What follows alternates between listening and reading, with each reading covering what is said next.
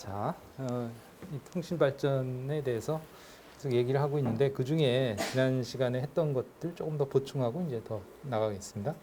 그래서 이 삼극관에 대해서 좀 얘기를 더 해보면 이 삼극관의 기능이 뭐라 그랬냐면 이제 증폭 기능을 가진다 그랬어요, 그죠? 증폭 기능. 그러면 이 증폭을 뭐랄까 극단적으로 증폭을 하게 되면 어떻게 되느냐 하면 이제 스위칭 기능을 할 수 있습니다. 스위치의 기능으로 할 수 있어요. 그러면 증폭은 이제 어떤 작은 신호가 커지는 거잖아요, 그죠? 근데 스위치는 이제 커지다 못해 포화가 되는 거예요. 포화. 포화라는 건 이제 더 이상 커지지 않는 거죠. 이러한 기능을 이용한 게 이제 이게 스위치 기능인데 어떻게 되냐면 지난번에 대충 뭐 그랬는데 이렇게 그랬잖아요. 그럼 여기서 이제 작은 신호를 가지고 여기에 흐르는 전류를 조절한다 그랬는데 여기에 신호를 좀 더 키워주면 어떻게 할 수 있느냐면 여기에 전류가 아이고 어디 갔어? 이렇게 좀 크게 하면 전류가 흐르거나 흐르지 않거나 둘 중에 하나가 되게 할 수 있어요. 그러면 여기에서의 그 전류의 흐름이 예를 들어서 플러스일 때는 전류가 흐르게 하고 마이너스일 때는 전류가 흐르지 않게 하고 그렇게 할 수 있다는 거죠. 그렇게 하면 얘 역할이 뭐냐? 스위치 역할이 되는 거지. 이제 어떻게 되느냐 하면 이제 이런 거죠. 이렇게 스위치가 있어서 이 스위치를 컨트롤하는 거죠. 이쪽이 이제 플러스면은 닫아주고 이게 마이너스면은 열어주고, 그죠? 스위치 역할을 할 수 있고요. 그럼 이 스위치 역할이라는 게 결국은 뭐라고 볼 수 있냐면 이렇게 볼 수 있죠. 여기에 어떤 1이라는 신호를 줬을 때 이걸 닫으면 여기가 1이 되고 열면 0이 되는 거죠. 개념적으로. 뭐 예를 들어서 1에 해당하는 게 5V고 0에 해당하는 게 0V다. 그러면 이제 이렇게 할 수 있잖아요. 여기 5V를 걸어주고 여기 이렇게 저항을 달아주면 그러면 이제 이걸 닫으면 여기가 5V가 나오고 열면 여기가 0V가 나오는 거죠. 그래서 1과 0을 만들어 줄 수 있는 거죠. 스위치로서. 1과 0이라는 것을 우리가 생각해 보면 뭐라고 볼 수 있냐면 이제 디지털이다. 이렇게 얘기할 수 있죠. 그죠? 그래서 보통 우리가 생각할 때 증폭 그러면 이제 이런 작은 신호가 여기에서 흐르는 커다란 전류로 이렇게 변화를 줄 수가 있다. 이렇게 생각하고 이거는 이제 좀 아날로그적이다. 이렇게 생각할 수 있죠. 아날로그 신호의 크기의 변화다. 이렇게 생각할 수 있는데 그게 아니라 작은 신호를 가지고서 온오프를 시킬 수 있다. 온오프라는 게 이제 두 가지 중에 하나, 1이냐 0이냐를 표현할 수 있다는 걸로 이렇게 디지털화 할 수 있다 하는 거죠. 그래서 실제로 이런 식으로 이제 그 디지털 회로가 동작을 해요.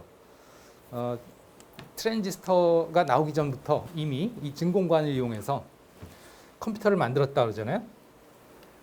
다음 페이지에 보시면 여기에 그 뭐 최초의 전자계산기라든가 최초의 범용 컴퓨터 이것이 나올 때 이것들이 전부 다 뭘로 만들어졌냐? 진공관으로 만들어졌다 이거죠. 그러면 진공관으로 어떻게 이 컴퓨터의 1, 0 로직 계산을 했느냐? 방금 아까 얘기한 그런 방식으로 스위치로서 동작을 하게 함으로써 그것이 가능했다. 그래서 이 진공관이 단순히 그 신호를 키워서 먼 거리까지 보낼 수 있는 그런 통신의 기능도 하겠지만, 즉 통신의 기여도 하겠지만, 이렇게 컴퓨터를 만들므로써 이진수를 가지고 처리를 하는 그 데이터 통신, 또 데이터의 뭐 저장, 처리, 컴퓨터를 가지고 할 수 있는 여러 가지 일들이 있잖아요, 그죠? 지난번에 얘기했지만 디지털화함으로써 생길 수 있는 장점들이 이걸 통해서 구현이 될 수 있었다 하는 거죠. 그러니까 그 전에 디지털이라고 하면 단순 몰스 부호 정도의 부호 문자들을 표현하는 부호밖에 없었어요. 그때는 결국은 그냥 문자 정보들을 표현하기 위한 거였지만 이제는 이걸 가지고 이제 숫자를 표현하고 그 수를 계산할 수 있게 된 거죠. 그죠? 이진수로서 표현을 하고 이진수 계산할 수 있어요. 그러니까 이제 연산을 통해서 뭔가 정보를 처리를 하거나 또 뭐 그런 일들을 할 수 있게 된 거죠. 그렇게 발전을 했다. 이것이 그런 그 통신의 발전에 역할을 했다 하는 거죠. 실제로 뭐 많은 그 로켓이라든가 뭐 우주선 이런 데도 이제 이런 진공관이 들어가기도 했다고 합니다. 그것이 단순히 뭐 증폭용으로 사용된 것만 뿐만이 아니라 이렇게 컴퓨팅 파워를 위해서 사용이 됐다. 초기의 컴퓨터들은 다 진공관으로 만들어졌기 때문에 그래서 이 진공관으로 만들어진 컴퓨터 같은 경우에 진공관이 대략 한 수천 개 정도 들어갔다 그래요.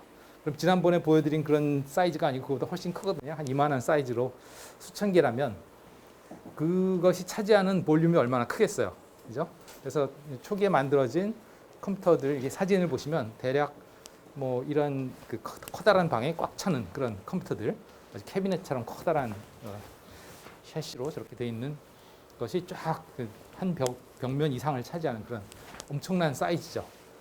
그렇게 큰 사이즈임에도 불구하고 뭐 진공관 한 4,000개 정도. 예. 트랜지스터로 따져도 그게 이제 트랜지스터도 결국은 진공관 하나가 트랜지스터 하나가 되는 셈인데 트랜지스터 한 4,000개가 들어가는 그런 사이즈죠.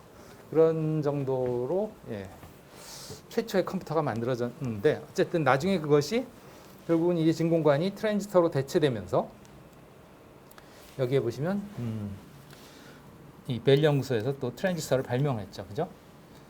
그래서 뭐 최초의 트랜지스터는 되게 조악하게 생기긴 했지만 어쨌든 이것이 이제 진공관을 대체할 수 있는 증폭 소자로서 역할을 했고요. 뭐 증폭뿐만 아니고 이제 스위칭 이런 것들도 가능하게 된 거죠.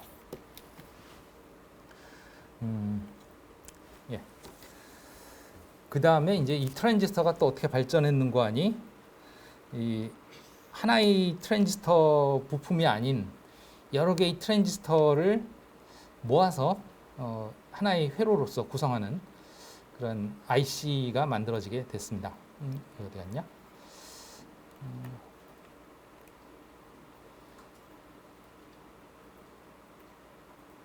예, 여기 뭐 클릭을 해보시면 트랜지스터.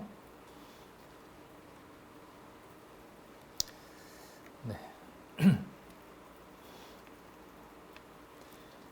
사진이 여기 있는데요. 이렇게 그러니까 실용적인 트랜지스터는 아니에요. 그냥 실험으로 만든 거죠. 실험으로. 그래서 여기에 보시면 이제 이런 것들이 그 반도체 소자예요. 아마도 게르마늄을 썼을 텐데 예전엔. 요즘은 이제 실리콘을 많이 쓰죠. 게르마늄이나 실리콘이나 전부 이제 사족 원소죠. 탄소, 그다음에 규소, 실리콘의 원소죠. 실리콘에 해당하는. 그다음에 게르마늄 뭐 이런 것들. 또 뭐 주석 이런 것들이 이제 다 사족 원소로서 그런 용도로 쓰이죠. 게르마늄이나 이제 실리콘이 가장 많이 쓰입니다. 어쨌든 이런 트랜지스터가 처음에 만들어졌는데 지금의 트랜지스터는 뭐 이렇게 생겼을 리가 없죠. 뭐 실물을 안 가져왔는데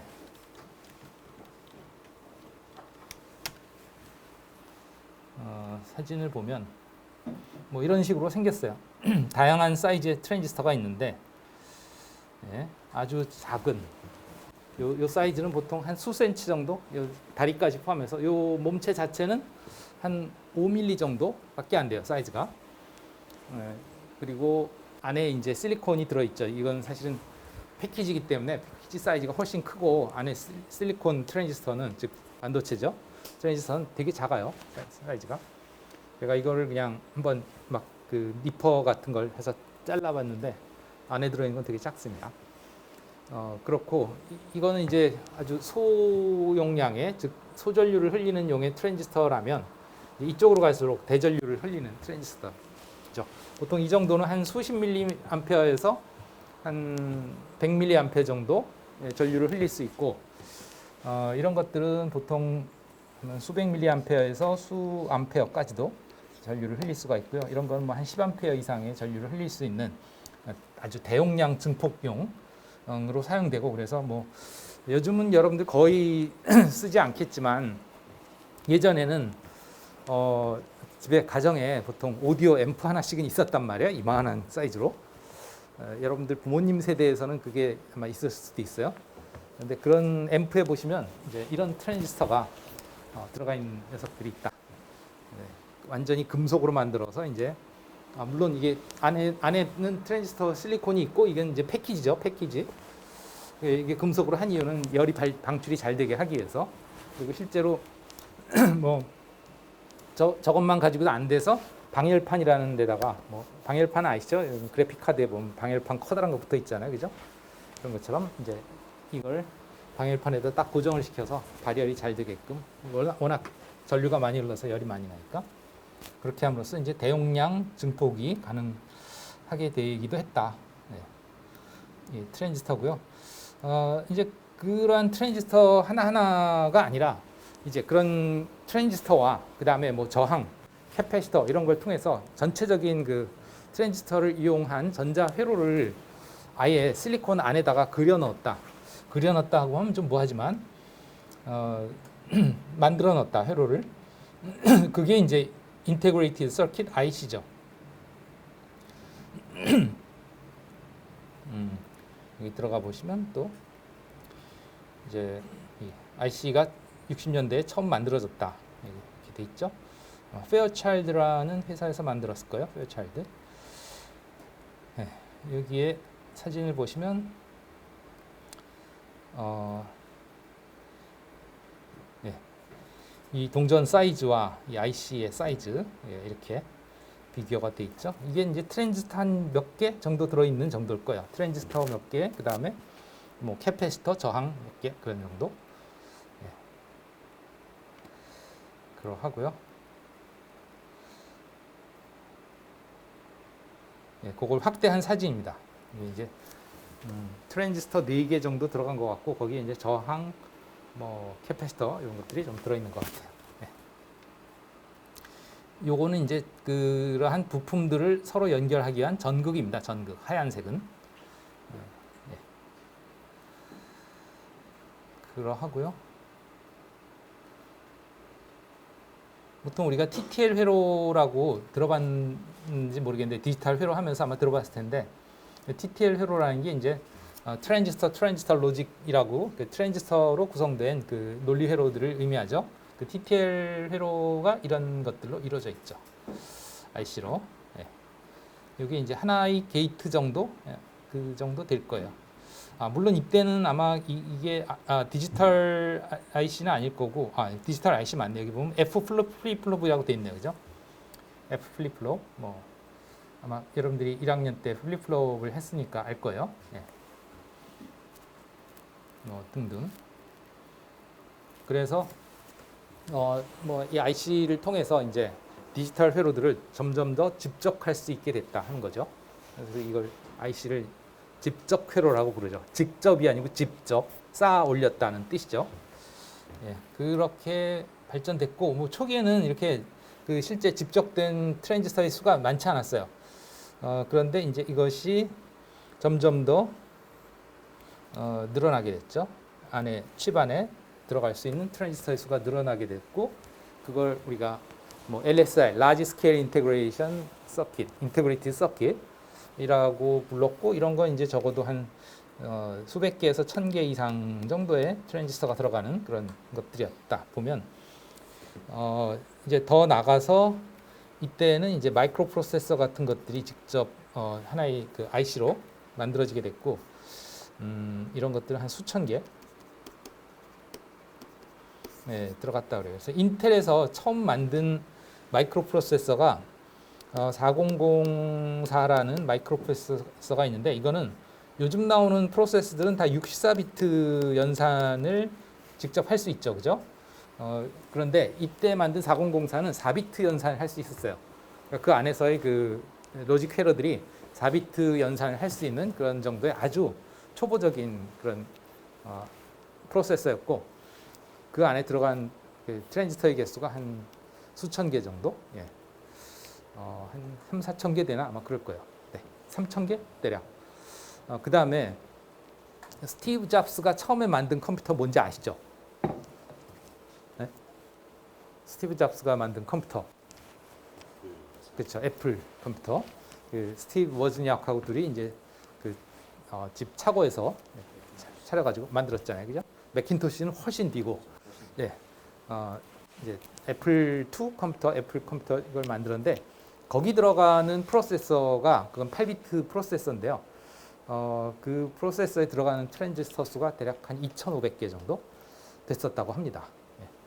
그 정도 수준이면 사실 뭐 애니악이나 뭐 그렇게 크게 차이는 안 나요. 근데 애니악은 크기가 얼마나 커요. 열도 엄청나게 나고 전원도 얼마나 많이 쓰겠어요. 열이 많이 나. 히터들을 가동해서 그 전자를 이렇게 이동하도록 그렇게 만들었어야 되니까 엄청나게 뭐 열도 많이 나고 식혀야 되고 벌키하고 그랬는데 그런 것들이 요만한 애플 컴퓨터로 만들어진 거죠. 네. 여기 애플 개발이 이때 됐죠. 마이크로 프로세서가 나와서 그것들이 이제 이용이 된 거죠. 여러분들이 이번 학기에 하나 아두이노 쓰나요? 네. 아두이노. 예. 아두이노에 들어가는 그 칩은 마이크로 프로세서에 이제 주변회로 붙여서 만든 건데 그런 것들은 한 수십만 개 정도의 트랜지스터가 들어간다고 하고요. 그 다음에 뭐 최근에 나오는 그 인텔 프로세서들은 대략 한 수십억 개에서 한 수백억 개까지 트랜지스터가 들어간다고 하고 그리고 뭐 최근에 또 AI 때문에 각광을 받는 그 엔비디아 사의 엔비디아 맞나? 아니다. 네. 엔비디아사의 그 그래픽 그 카드들, 뭐 블랙베리라든가 이런 것들을 위한 프로세서들은 대략 한 2,000억 개 정도 들어간다 그래요. 엄청난 양이죠, 그죠? 네, 그거는 약간 A1000 모델 같은 거. 뭐 GPU죠. 예, 최신의 GPU들 그런 것들이 한 2,000억 개 정도 들어간다고 합니다. 그 정도면 진짜 전자현미경으로 봐야 될 정도가 될 것 같아요. 이것도 사실은 현미경으로 이렇게 관찰한 거죠. 이 사이즈가 요만한 사이즈인데 그거를 현미경으로 본 거니까 여기에 들어가도 여기에 아마 그 마이크로 프로세서 여기에 들어가도 아마 4004 사진이 나이 사진이 보이지 않을까 싶은데 여기 있네요. 그 인텔에 만든 그 마이크로 프로세서들의 그 현미경 사진을 쭉 보여주고 있어요. 시대별로 쭉 보이시죠? 근데 최근 거는 발표를 잘 안 하더라고요. 보시면 어디까지 있냐? 2012년까지 있군요. 2012년에 3세대 인텔 코어 프로세서까지는 있네요. 요게 그거고 최초에 만든 건 요거고 이게 옛날에는 이렇게 클릭을 하면 확대가 됐었는데 지금은 이렇게밖에 확대가 안 되네요. 어쨌든 이게 트랜지스터뿐만 아니라 이제 저항, 캐패시터 이런 것들이 다 회로를 구성하고 있는 회로가 되겠죠.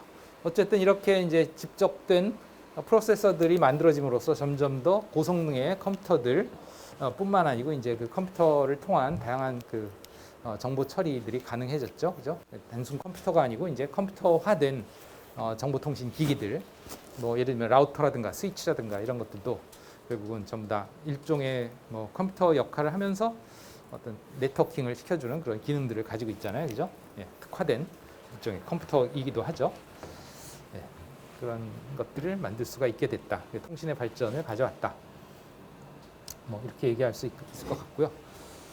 그 다음에 여기서 얘기한 이 FDM이 뭐 결국은 이 상용 라디오 방송과도 관계가 있다 하는 건 얘기를 했었죠. 그죠? 뭐 FDM은 우리가 뭐 과제도 해봤었고요. 그 다음 샘플링에 대해서도 얘기했었죠. 그죠? 여기까지 대략 얘기했고요. 그 다음에 이제 동축 케이블은 일종의 쉴드 케이블입니다. 쉴드 케이블이라는 건 이제 차폐를 한 거죠. 그래서 전자파가 방출이 되거나 아니면 전자파가 유도되지 않게, 즉 전자파들이 잡음으로써 영향을 주지 않게끔 만든 그 고품질 전송이 가능한 케이블이다. 이렇게 보시면 되겠죠. 그래서 고속 전송이 또 높은 주파수 대역폭의 전송이 가능한 그런 케이블로서 보통 이제 무선 통신용 안테나 연결을 한다거나 이럴 때는 이 동축 케이블을 많이 씁니다. 전자파 영향을 받지 않기 때문에. 그런 연결이 또 안 되는군요. 예. 뭐 나중에 우리가 이건 네트워킹 기초 과목에서도 보겠고요. 그 다음에 이제 앞에서 다뤘던 이 상용 라디오 방송은 이제 AM 라디오 방송입니다. 우리가 AM에 대해서 한번 얘기했죠, 그죠? 그래서 DSB, SC에 이제 정보 신호에다 DC를 미리 실어줘가지고 캐리어가 같이 가게 하는 그런 증폭 변조 방식이 이제 AM이다, 상용 AM이다. 네, 그렇게 얘기했는데요. 우리가 만들려고 하는 라디오도 이제 AM 그 라디오 수신 기능이 있고요. 어쨌든 그런데 이제 또 FM이라고 하는 통신 방식이 개발이 됐다. 이게 돼 있는데요.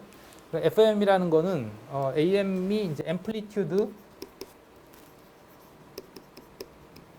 모듈레이션의 약자죠. 즉 그 반송파의 즉 캐리어의 진폭이 원래는 일정하게 유지되는데 그거를 진폭을 이제 변화시키는 거죠.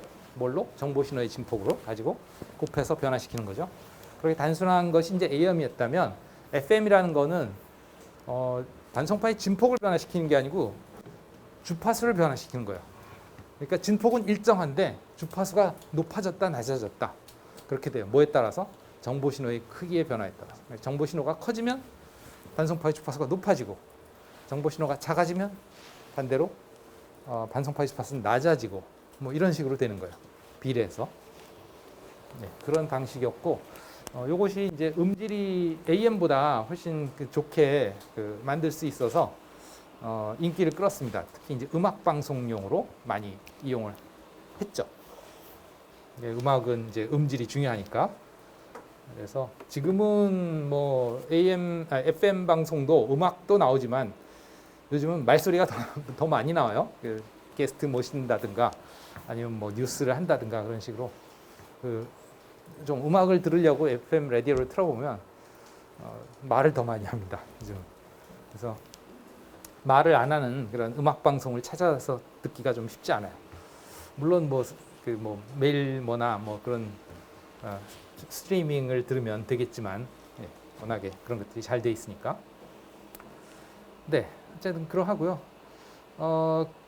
그 다음에 이제 이 PCM 이론이 정립이 됐다. 이 PCM이라는 게 무엇이냐 하면 펄스 코드 모듈레이션.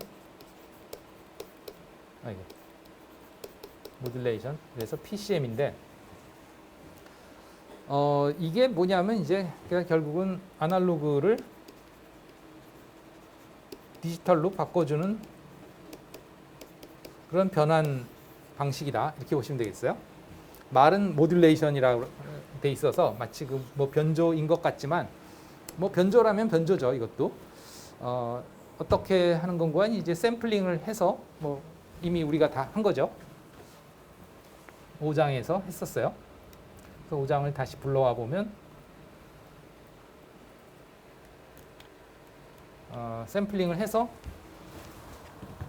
그 샘플링한 거는 여전히 그 레벨이 천차만별이죠, 그죠? 연속적인 아날로그의 레벨 중에 하나란 말이에요. 그렇기 때문에 그것을 디지털로 바꾸기 위해서 양자를 하죠. 딱 한정된 레벨로 바꿔주고 그렇게 샘플링돼서 딱 특정 레벨 값, 정해진 레벨 값을 가진 것들을 그 정해진 레벨 값의 개수에 맞는 이진수 디지털로 바꿔주는 그것이 바로 이제 이 아날로그 투 디지털 변환이죠. AD 변환. 그렇게 하는 과정을 우리가 뭐 PCM이다 이렇게 얘기해요. PCM 과정이다 이렇게 얘기를 하죠. 그리고 왜 펄스 코드 모듈레이션이라고 그러냐면 일단 이걸 통해서 펄스가 만들어지죠, 그죠? 이렇게 펄스가 만들어지죠. 아날로그 정보 신호가 펄스로 바뀐단 말이에요. 그렇게 바뀌어진 것을 뭘로 바꾸느냐? 코드로 바꾸는 거죠. 이진수 코드로. 그러니까 이 샘플 하나하나에 대한 코드 값으로.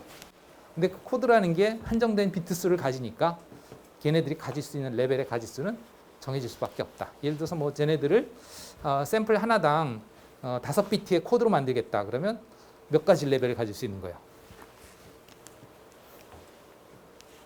네? 샘플 하나당 5비트의 코드로 만들겠다. 그러면 저 샘플 하나는 몇 가지의 레벨을 가질 수 있어요.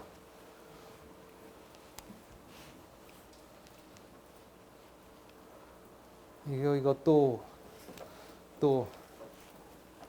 네? 3가지예요? 5비트로 나타낼 수 있는 가지수가 몇 가지예요? 분명히 이거 그저께 네, 64. 네, 그저께 했어요. 곱하기 했죠? 예, 그렇죠. 32가지죠. 한 비트로 표현할 수 있는 게 0일인데 그런 게 5개면 그죠? 2개 곱하기 2개 곱하기 2개 곱하기 2개 곱하기 2개 하면 2의 5제곱 32가지잖아요. 그죠? 그래서 결국은 그러면 그렇게 샘플링 된 것을 양자화를 32단계로 한 다음에 그 하나하나에 대해서 이제 레벨을 이진수로 부화해 준다. 5비트로. 그게 펄스 코드 모듈레이션이죠. 그러니까 코드로 변조시킨다 이거예요. 코드로. 펄스를 코드로 변조시킨다. 그런 의미에서 펄스 코드 모듈레이션, PCM이라고 해요. 그러니까 아날로그 투 디지털 컨버전의 뭐 다른 의미이기도 하죠. 그래서 결국은 이때 드디어 아날로그 신호를 디지털화할 수 있었기 때문에 이제 이전까지는 그냥 숫자라든가 문자라든가 이러한 그야말로 태생적으로 디지털적인 컨텐츠들만 다뤘었다면 예를 들면 뭐 그 수학 연산도 결국은 다 숫자잖아요, 그죠? 뭐 컴퓨터에서 할 수 있는 게 수학 연산이 가장 대표적인 거죠. 또는 뭐 문자를 처리한다든가 이런 정도였는데 이제는 아날로그 신호들을 컴퓨터로 가지고 와서 디지털화돼서 PCM으로 해서 가져와서 그걸 처리를 하고 또 그 디지털을 그대로 디지털 전송을 하고 하는 디지털 전송 처리를 할 수 있는 정보통신의 뭐랄까 그 길이 열리게 된 거죠. 정말 진정한 정보통신이죠. 과거와 같이 그냥 단순 문자나 숫자들만 통신을 하는 게 아니라 다양한 아날로그들이 디지털화돼서 통신이 가능해졌다 하는 거고 저는 전에 얘기했던 이 CRT가 캐토드 레이 튜브가 결국은 이 TV 방송의 어떤 역할을 하게 된 거죠. TV라는 것이 캐토드 레이 튜브를 이용을 해서 만든 거니까 캐토드 레이 튜브라는 것도 사실은 진공관 비슷해요. 원리는 진공관 비슷해서 이렇게 생겼는데요. 튜브가 그림을 제가 잘 못 그립니다만 이렇게 생겼는데 이게 측면이에요. 측면 앞에서 보면 이렇죠. 이 앞면이 여기 이제 전자총이라는 게 있어요. 전자총이 뭐냐면 캐소드예요. 음극. 즉 거기에 이제 열을 가하면 그 음극에서 전자가 튀어나오죠. 전자가 튀어나오는 걸 이쪽이 이제 양극입니다. 양극으로 해가지고 이리로 끌어당기는 거죠. 결국은. 그러니까 거꾸로 얘기하면 여기서 이제 전자를 쏘는 거예요. 쉽게 얘기하면 전자를 쏩니다. 그러면 이제 전자가 여기 가서 꽝 부딪히죠. 이쪽 면에는 형광물질이 발려 있어요. 형광물질은 뭐냐면 전자가 부딪히면 거기서 빛이 발생해요. 빛이 나왔다가 이제 사라지죠. 형광체라는 게 이제 전자에 의해서 빛이 발생이 된다. 그걸 가지고 이제 표시를 해주는 거예요. 영상을. 그럼 그냥 전자가 여기서 그냥 와서 부딪히면 그 점에만 찍히겠죠. 그냥 점만 빛이 나겠죠. 그러면 이 차원 화면에 그림이 그려지게 하려면 어떻게 해야 되냐? 그림이 그려지게 하려면 이제 스캐닝이라는 걸 합니다. 여기서부터 쭉 스캐닝을 해가면서 색깔을 변화시켜가는 거죠. 예를 들어서 요 사람이 흰색이라면 여기 있는 까만색으로 표현하다가 여기에서는 흰색으로 표현해주고 그렇게 해야 되는 거죠. 이렇게 스캐닝을 하면서. 그런 방식으로 해줍니다. 그러려면 전자의 위치가 계속 한 군데만 쏘면 안 되고 이렇게 어떻게 돼요? 쏘는 위치를 계속 변하게 해야 돼요. 그걸 어떻게 하느냐 하면 전자라는 것이 결국은 전기를 띠는 거잖아요. 그죠? 전기를 띠는 건데 여기에 이제 자석을 걸어줍니다. 자석을 걸어주면 이 전자가 가다가 자석의 힘에 이게 영향을 받아서 휩니다. 뭐 여러분들이 아마 안 해봤을 텐데 이런 그 아날로그 TV CRT 앞에 자석을 갖다 대면요, 거기 영상이 막 이렇게 일그러지고 이상하게 색깔이 변해요.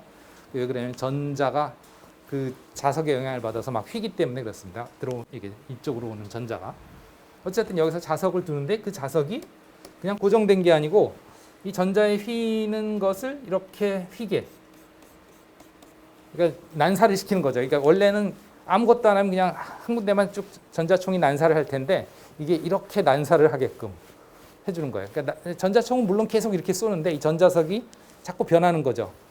그 N극, S극이 변하면서 상하 좌우로 이렇게 변하면서 여기서 쏜 전자가 이렇게 스캐닝이 되게 해주는 거예요. 그렇게 함으로써 이제 그림이 그려지는 거죠. 이렇게 해서 이제 TV가 됐어요. TV 브라운관이 됐어요. 그리고 이것도 결국은 뭐와 비슷하냐면 진공관하고 원리는 비슷하죠. 여기서 전자를 쏴서 이쪽으로 보낸다 하는 거. 그게 진공관이니까. 어쨌든 그렇게 함으로써 이제 지난번에 얘기했던 이 CRT가 TV에 방송이 될 수 있게 했고요. 그 다음에 이제 뭐 전자계산기 아까 얘기했죠. 이거 전자계산기, 컴퓨터 이런 것들은 뭐 계속해서 이제 발전이 됐고 이 마이크로 프로세서가 계속 발전하는 데 따라서 그것이 계속 이제 더 성능이 향상이 됐고요. 이제 중요한 개념이 이제 이 또 빨갛게 표현한 이 셰논이라는 사람이죠. 앞에서도 뭐 잠깐 언급을 했었습니다만 이분이 이제 정보 이론을 정립했다. 즉 그 현대의 그 디지털 통신의 디지털 정보의 통신에 필요한 다양한 그 이론적인 배경을 정립한 사람이다. 이렇게 보시면 되겠어요. 그럼 어떤 것들을 했느냐 하면 일단 뭐 샘플링 정리부터 시작입니다. 그러니까 아날로그 신호를 디지털로 만들기 위한 가장 초보 단계인 샘플링 정리부터. 아까도 얘기했습니다만 이제 이 과정이 샘플링이잖아요, 그죠? 그 과정에 대한 원리도 여기에 앞에서 여기에 그 샘플링 정리의 원형인 것을 이제 휘테커라는 분이 발표했다고 그랬는데 그것을 좀 더 정교하게 그 증명을 한 분이 이제 셰논과 나이키스트 이 두 분입니다. 그래서 이분들이 이제 샘플링 정리를 확립하고 그 다음에 증명까지 했어요. 수학적으로 이것이 이렇게 돼서 수학적으로 증명이 된다. 우리는 그걸 수학적으로는 보지 않고 어떻게 봤냐 하면 그 스펙트럼으로 봤죠, 그죠? 신호와 스펙트럼으로 보면서 이건 이러니까 이렇게 해서 스펙트럼이 이렇게 되고 그러면 이 중에서 이 부분만 취하면 다시 원래 스펙트럼을 얻을 수 있겠네, 원래 정보에. 그렇게 증명이 됐죠. 눈으로, 시각적으로. 어쨌든 그것이 이제 하나 있고요. 뭐 그것만 했으면 뭐 샤논이 그런가 보다 그 정도일 텐데 그게 아니고 이제 또 다른 것들이 있죠. 뭐냐면 채널 용량. 이것도 얘기했죠, 그죠? 그래서 저 뒤에 여기에 1.5절에 6절이군요. 통신 시스템의 성능 변수 얘기하면서 샤논의 이것도 이제 샤논과 하틀리라는 두 분이 이제 정리를 만들었는데 어떤 채널이 주어졌을 때, 그러니까 A라는 지점에서 B라는 지점까지 뭐 유선 채널일 수도 있고 무선 채널일 수도 있겠어요. 근데 어쨌든 간에 여기서 이제 어떤 신호를 집어넣었단 말이에요. 그래서 여기서 이제 신호가 나왔다. 뭐 케이블을 통해서 이제 뭐 이래서 이더넷 랜 케이블을 이쪽 컴퓨터랑 이쪽 컴퓨터랑 연결해서 여기서 이제 신호가 나와서 여기로 들어갔다. 뭐 이런 식으로 할 수도 있고 아니면 이제 이쪽에 휴대폰에서 안테나로 이쪽 기지국까지 전파가 전달이 됐다. 뭐 이런 것들을 상정할 수 있겠죠. 그랬을 때 이쪽 수신 측에서의 신호의 파워, 그 다음에 수신 측에서의 잡음의 파워, 이 비율이 뭐 주어지겠죠. 그죠? 여기에 도착한 신호 측정해 보면 그 신호의 레벨이 측정이 되니까 파워가 어떻게 된다 하는 걸 알 수 있겠고, 그 다음에 이 신호가 없었을 때 그냥 여기에 그냥 나타나는 뭔가 그 어떤 값들은 그건 잡음이라고 얘기할 수 있죠. 내가 원하는 게 아닌 것. 여기서 신호가 없는데도 나타나는 이유는 전에도 얘기했지만 일단 금속이면은 어떻다고 그랬어요? 절대 온도가 0도가 아니면 스스로 이제 전자가 막 운동을 하면서 뭔가 그 전자의 이동 즉 운동에 따른 어떤 정기적인 신호가 만들어진다 그랬죠. 그걸 우리가 열잡음이라고 한다 했잖아요. 그죠? 그리고 그 열잡음은 화이트한 특성을 가진다 그랬죠. 그죠? 화이트의 특성에 대한 건 모든 주파수에 이제 고르게, 물론 아주 일정하게 쫙 고르게 나타나는 건 아니지만 뭐 커졌다 작아졌다 하면서 평균적으로 모든 주파수에서 거의 일정하게 나온다. 뭐 화이트 노이즈 한번 그 스펙트럼도 받고 여러분들이 소리도 들었잖아요. 그렇죠? 귀로. 어떻게 들렸죠? 화이트 노이즈가? 쉬 하는 소리 들렸죠. 그죠? 그래서 여러분들이 스 정도로 소리를 내도 거의 화이트고요. 그다음에 폭포수 같은 것도 화이트고요. 파도 소리 같은 것도 계속 나오는 파도 소리, 또 빗소리 이런 게 그 화이트 노이즈의 대표적인 거예요. 그래서 뭐 유튜브에서 그냥 백색 잡음 하면은 대부분 그 빗소리, 파도 소리, 뭐 그런 소리들을 이렇게 아마 그 어떤 용도로 듣냐면 이제 어떤 마음을 이렇게 좀 가라앉히는, 정화하는 그런 용도로 화이트 노이즈를 백색 잡음을 유튜브로 듣는 경우도 많죠, 그죠? 어쨌든 그런 노이즈, 여기에 뭐 그 노이즈뿐만 아니고 다양한 노이즈가 있을 수 있는데 어쨌든 그 노이즈 파워 대비 신호가 얼마나 크냐에 따라서 여기에서 수신 측에서, 여기도 마찬가지로 수신 안테나에서 측정한 그 값과 그 다음에 여기에서 전송할 때 사용하는 대역폭, 이게 의해서 여기에서부터 여기까지 최대로 전송할 수 있는, 어떻게 전송할 수 있냐면 이론상 오류 없이, 이론상입니다. 그러니까 뭐 계산적인 거지, 그것이 실현이 가능한 건 아직은 아니에요. 지금 아직은 실현이 안 됐지만 어쨌든 거의 이론에 가깝게 지금 뭐 성능이 좋아지긴 했지만 어쨌든 그 이론체요. 이론치로서 최대 이 정도까지는 오류가 없이, 그러니까 오류가 없이가 중요해요. 오류가 있으면 그보다 더 빨리 보낼 수도 있어요. 그러니까 빨리 보내되 오류가 날 수는 있지만 오류가 안 나면 거기가 최대다 이거예요. 어디가? 대역폭의 2배 곱하기 로그 2의 1 플러스 n분의 s. 뭐 왜 그런지는 나중에 또 설명하겠습니다만 어쨌든 식이 그렇다 하는 거예요. 예. 어쨌든 이런 그 어떤 주어진 통신 채널에서의 채널이 주어지면 그 채널로 보낼 수 있는 건 그 리미트가 정해져 있다 하는 것을 이제 밝힌 분이죠. 그래서 정보통신이 어떻게까지 달성할 수 있다 하는 것이 이제 수학적으로 증명이 됐다 하는 겁니다. 2분의 2에서 그것도 있고요. 그럼 그것뿐만이냐? 아니다 이거지. 엄청나게 많은 것들을 했어요 이분이. 어디 갔죠? 샤는? 정보 이론. 또 뭐도 있느냐 하면 이제 샤논의 그 전에도 한번 얘기했죠. 원천 보호와 소스 보호죠. 그 다음에 채널 보호. 이 두 가지의 그 이론을 또 만든 분이 이 샤논입니다. 그래서 그거는 이제 7장에 있죠. 그죠? 그래서 원천 보호라는 거는 주어진 데이터가 있으면 뭐 아까 얘기한 것처럼 이제 아날로그 신호를 뭐 PCM화 했다거나 아니면 그냥 원래 그 뭐 태생적으로 디지털인 뭐 예를 들면 문자 코드라든가 숫자 코드라든가 이런 이진수 데이터가 있다 치자 이거예요. 그럼 그런 데이터가 있을 때 그 데이터 안에 들어있는 정보량이라는 게 있다 이거예요. 그러면 그 정보량은 그 표현된 데이터의 양보다는 원래 더 적다. 거꾸로 얘기하면 원래 그 안에 있는 정보량보다는 표현된 데이터량이 더 많다. 대부분 그렇다는 거예요.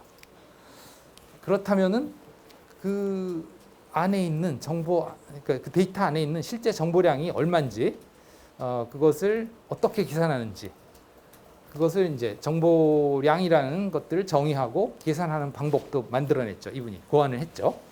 정의를 해서 그것이 뭐였냐면 확률과 관계가 있다고 그랬죠. 지난번에 이게 여러분들이 지난번에 봤던 그 그래프예요. 그 정보의 양은 이렇게 된다. 확률분의 1의 로그 값이다. 그렇게 비트로 표현된다. 그렇게 얘기했고요. 그랬을 때 이제 그러면 이 정보량을 가지는 데이터를 어떻게 해야 되는지는 모르지만 그 정보의 여기에 이겁니다. 그 정보에 들어있는 정보량만큼으로 표현할 수 있는 방법이 있다. 데이터를 표현할 수 있는 방법이 있다.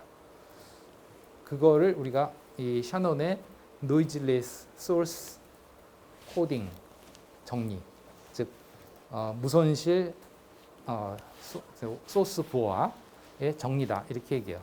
그러니까 어떻게 해야 되는지 모르지만 어쨌든 데이터를 표현하는 방법 중에 데이터를 표현하는 그 방법을 우리가 부호라고 하면 어쨌든 그 데이터 하나하나를 뭔가 이진수로 표현하는 것이 부호잖아요. 그죠? 그러면 그냥 아무렇게나 표현하는 게 아니고 잘만 표현을 하면 실제 그 데이터들이 가지고 있는 정보의 양만큼으로 데이터를 표현할 수 있다. 예를 들면 그 정보가 전체 뭐 여러 개의 그 데이터 샘플들이 있어서 그들이 총 정보량이 100메가바이트다. 그러면 그들을 표현하는데 필요한 비트 수도 100메가바이트만큼으로 표현이 가능하다. 그런데 사실 현실적으로는 실제 표현한 거는 그렇지 않다 이거예요. 더 많은 데이터를 사용한다 이거죠. 그러나 어떻게든 잘 표현을 해서 그것이 가능할 수 있다. 예를 들면 내가 이런 사인파를 PCM을 해서 데이터화 했어요. 예를 들면 이게 지금 뭐 1kHz의 사인파고요. 얘를 1kHz면 초당 몇 번 해야 돼요? 최소한 2000번 해야 되죠. 그죠? 그죠? 초당 2000번 이상 해야 돼요. 뭐 그랬을 때 뭐 예를 들면 이렇게 초당 2000번을 했다고 칩시다. 그러면 아마도 한 주기에 2번은 해야죠. 한 주기가 1kHz면 이게 1000분의 1초고요. 그러면 초당 2000번을 하려면 한 주기에 적어도 2번은 해야죠. 그죠? 그래야 2 곱하기 1000 해야 2000번이 되니까. 그러니까 한 주기에 2번을 하면 이게 1000번 반복이 될 때 2000번을 할 수 있는 거죠. 어쨌든 그래서 이제 이렇게 하고 이 레벨을 뭐 예를 들어서 뭐 8비트로 표현한다. 그러면 이 1초짜리 사인파는 데이터는 어떻게 되냐? 2000 곱하기 8비트죠. 그죠? 초당 2000번 하고 하나하나를 8비트로 표현하면 이게 이 사인파 1초짜리의 데이터죠. 그러면 그 사인파 1초짜리의 데이터 안에는 실제 정보는 얼만큼 들어있겠느냐? 우린 잘 모르지만 어쨌든 그 실제 그 안에 들어있는 정보의 양을 수학적으로 아까 봤던 그 확률식으로 계산할 수가 있고 그만큼으로 표현할 수 있는 그 데이터의 표현 방법이 있다는 거예요. 어떻게 해야 되는지 모르지만. 즉 그만큼으로 압축할 수 있다. 데이터를. 우리가 보통 생각할 때는 그냥 이만큼의 데이터로 샘플 하나 8비트당 해서 2000바이트가 되죠. 이렇게 하면. 그죠? 8비트가 1바이트니까 2000바이트의 데이터인데 그거를 실제 그 안에 있는 정보량만큼으로 줄일 수 있다 하는 거죠. 그것이 이제 이 샤논의 noiseless source coding 정리, 즉 무손실, 손실이 나지 않아야 돼요. 왜냐하면 그렇게 압축을 했다가 다시 원래의 데이터로 만들 수 있어야 되기 때문에 가장 대표적인 그런 압축 방식이 이제 zip 같은 거죠. zip 파일 우리가 압축한다 그러잖아요, 그죠? 반디집이나 뭐 R집이나 이런 걸로 압축한 것의 확장자가 뭐예요? .zip죠, 그죠? 그 zip이라는 게 이제 그 지프 램펠이라고 하는 지프라는 사람과 램펠이라는 두 사람이 만든 압축 알고리즘이에요. 그 사람들의 그 알고리즘에 따라서 개발된 프로그램들이 이제 뭐 R집이니 뭐 반디집이니 이런 프로그램들이죠. 예. 어쨌든 그렇게 해서 압축을 하면 그거는 이제 데이터 양이 줄어들고 다시 원상 복귀가 가능하잖아요, 그죠? 그러나 이제 MP3 같은 거는 데이터가 원래 데이터가 복구가 안 돼요. 압축을 하면 그러니까 손실이 나죠. 그래서 음질도 떨어지고 그러기도 하는데 어쨌든 이분이 한 거는 이제 그런 그 손실 압축이 아닌 무손실 압축. 이에 대한 이론을 정립을 했습니다. 그게 이제 방금 아까 얘기한 노이즈레스 소스 코딩 세럼이고요. 그 다음에 또 한 게 이제 아까 얘기했듯이 채널 보호죠. 채널 보호. 이 채널 보호는 이제 그 오류가 발생했을 때 그것을 복원할 수 있는 그런 능력을 나타내죠. 넘어가요. 이게 이제 어떤 식으로 압축하느냐는 이 하나의 사례 원리를 본 거고요. 여기 2절은 이제 이게 아니구나. 채널 보호에 관련된 얘기인데 여기에서는 이제 채널 보호화의 그 채널 보호 정리입니다. 이건 여기서 이 채널 보호는 여기는 노이즈리스가 아니고 노이즈 채널이라고 되어 있는데 즉 노이즈에 의해서 오류가 발생하는 그런 채널을 의미해요. 그러니까 완전 완벽한 채널이 아니라 A라는 지점에서 B라는 지점까지 데이터가 전송되는 과정에 이제 막 노이즈가 들어가고 잡음이 들어가고 그래서 데이터가 손상이 됨으로써 오류가 발생했을 경우에 이 그런 상황인 거죠. 그랬을 때 이제 만약에 이건 채널 용량도 관계가 있는데요. A라는 지점에서 B라는 지점까지 아까 그 신호대 잡음비가 주어지고 대역폭이 주어지면 EW 곱하기 로그 1 플러스 n분의 s만큼의 이론적인 전송 속도를 가질 수 있다 그랬잖아요. 그죠? 그랬을 때 그러면 이건 이제 이론적인 거고 사실은 오류가 발생할 수 있단 말이에요. 이 채널 용량 공식은 이론적으로 오류 없이 보낼 수 있는 최대 속도가 이거다이지만 현실적으로는 이런 노이즈 때문에 오류가 발생하는데 근데 어떻게 잘 하면 그 발생된 오류가 다시 복원될 수 있도록 부호를 만들 수 있다 하는 거예요. 그러니까 그 데이터를 잘 부호화를 시켜서 전송을 하면 받는 쪽에서 그걸 다시 복구할 수 있다. 오류가 발생했더라도 그 가능성을 이제 부호화 정리로 만든 거죠. 그래서 어떤 조건이냐면 이제 채널 용량이 C인 이 C인 어떤 값이 있겠죠. 이게 주어진 이것에 의해서 이 채널 용량이 얼마다 하고 결정이 되겠죠. 최대 용량이.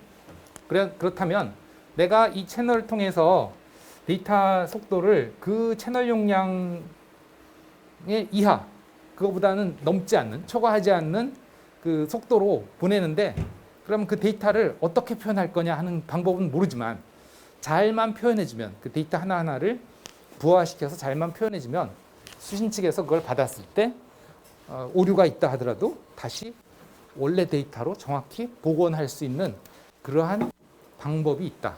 그러니까 이쪽에서 잘 부호화해서 오류가 났더라도 저쪽에서 받아서 그걸 다시 원래 걸로 복원할 수 있는 그런 방법이 있다.